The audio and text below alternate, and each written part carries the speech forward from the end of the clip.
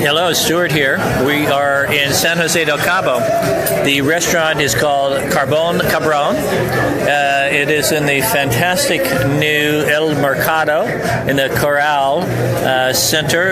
It's on the corridor, kilometer 24.5, and we've been enjoying a magnificent meal.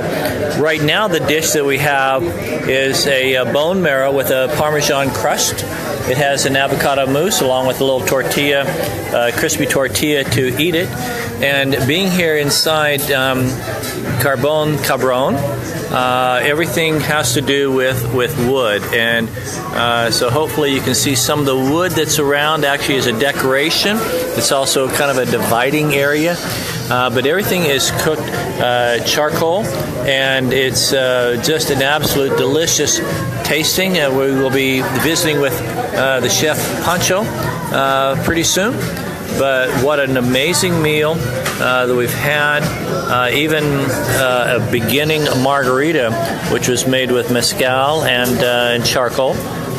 Just very, very tasty. So